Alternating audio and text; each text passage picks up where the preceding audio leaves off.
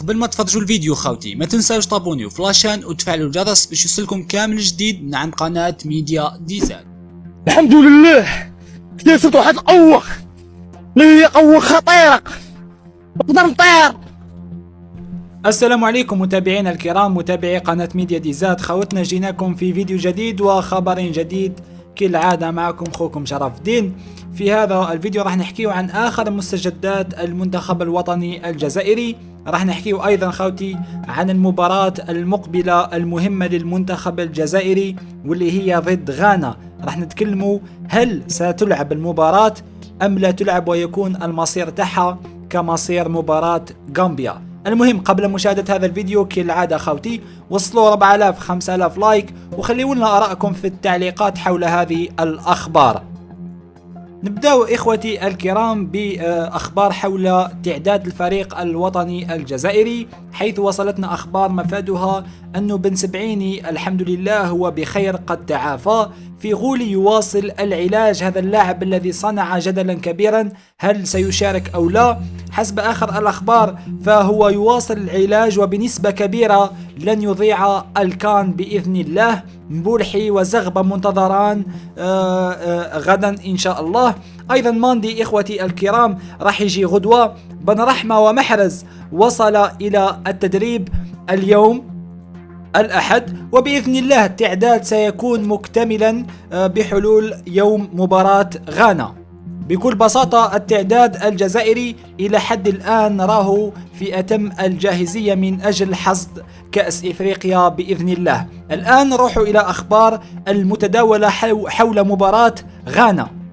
كما على بالكم تم تداول أخبار مفادها أن هذه المباراة سيتم إلغاؤها وسيكون مصيرها نفس مصير مباراة غامبيا، ولكن حسب آخر الأخبار من مصادر فإن بداية بيع التذاكر ديجا بداوا في بيع التذاكر يا خوتي، حيث حسب ما جاء المباراة ستلعب على الساعة 5 بتوقيت الجزائر وستكون في الملعب المونديالي المدينة التعليمية بإذن الله. عدد المناصرين يا خوتي ولا عدد التذاكر اللي راح تتباع هي 10,000 مناصر. سيحضر مباراة الجزائر وغانا الودية. أيضا هناك تصريحات لمدير الإعلام في الاتحاد الغاني لكرة القدم هنري أسانتي. هذه تصريحات تبعث التفاؤل على لاعب هذه المباراة. المباراة هذه بالنسبة لي بالماضي يشوف فيها مباراة مهمة جدا، خاصة بعد إلغاء مباراة غامبيا، لأنه كانت عنده بزاف استراتيجيات باش يجربهم في مباراة غامبيا. للأسف لم تلعب المباراة وبالتالي لم يجرب هذه الاستراتيجيات. حيث قال هذا المدير الإعلام خوتي: نملك 7 لاعبين في الدوري الإنجليزي سيلتحقون بنا قبل الأربعاء لنلعب ضد الجزائر. هنري أسانتي: نتوقع أن نصل ل20 لاعب قبل مباراة الجزائر إذا صارت الأمور بشكل طبيعي دون حدوث أي طارئ. أيضا قال المدرب خطط للعب 3 وديات لكن ضيعنا مباراتين بسبب قرار الفيفا الأخير. هذا قرار الفيفا الأخير قرار عيان بزاف خوتي، حيث هي في العادة كانوا يرسلوا اللاعبين قبل 15 يوم من كأس إفريقيا، ولكن في هذه الحالة الفيفا ما مدت لهمش مهلة تاع 15 يوم، وإنما قالت لهم يوم 3 جونفي آخر أجل، بمعناه أنه 3 جونفي سيتم إعطاء اللاعبين تاع الأندية إلى المنتخبات تاعهم. كما أكد هنري أسانتي من دون شك المنتخب الجزائري هو الأقوى في إفريقيا. هذه تصريحات مدير الإعلام في الاتحاد الغاني لكرة القدم تؤكد بأن المباراة بإذن الله ستقام يوم الأربعاء. أخبار مفرحة جدا للشعب الجزائري باش يشوفوا المنتخب تاعهم، على بالي توحشوا محرز وأكون فاهمين اللاعبين الكبار، نعم، الذين يقلقون عديد الإعلاميين سواء الجزائريين ولا غير الجزائريين. بالإضافة أنها بالطبع أخبار مفرحة جدا بالماضي الذي يسعى جاهدا إلى لعب مباريات ودية قبل الكان باش يجرب بزاف، عنده خطط يا خوتي. بالماضي كما على بالنا انسان جدي بزاف وما عجباتوش الخرجه تاع مدرب غامبيا، وشفتوا كيف غضب وندم حتى انه برمج مباراه مع غامبيا، وقاموا باتهامهم ورفع دعوى قضائيه بالطبع للفيفا. ايضا اخر الاخبار تقول بان الاتحاديه الجزائريه لكره القدم طلبت كل التعويضات التي كانت تسببت بها إلغاء هذه المباراة، بمعنى أنه تذاكر والأمور الأخرى من هذه التحذيرات ستكون على عاتق منتخب غامبيا. خلونا إخوتي آراءكم في التعليقات حول هذه المباراة وتوقعاتكم حول النتيجة، والسلام عليكم ورحمة الله تعالى وبركاته. Mais regardez bien depuis le 2019, voilà, c'est ça votre travail. Le travail de journaliste, c'est avant de poser des questions, avant de rentrer d'avoir le même langage que la voix populaire ou tous les commentateurs du football. Vous devez rentrer dans les détails et regarder dans les. Vous verrez que depuis 2019, on est peut-être une des équipes en Afrique qui bougeons le plus.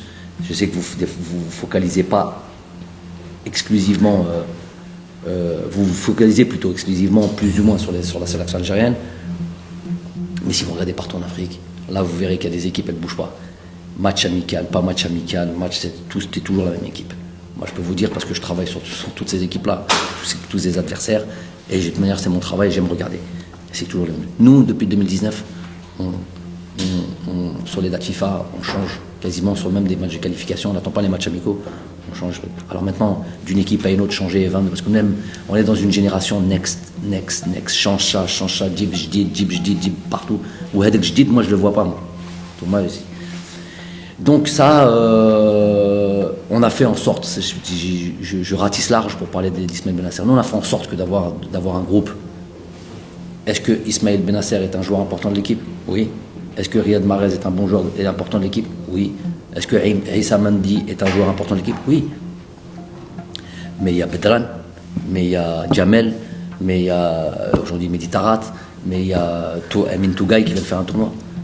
Riyad, il y a Mounas, il y a... Donc, c'est ça mon truc, moi. Moi, me baser sur un 11 type, s'ils jouent, c'est qu'il y a certains automatismes, c'est que ça gagne, c'est qu'ils sont disponibles. Voilà, ils sont disponibles. Je ne vais pas changer pour changer.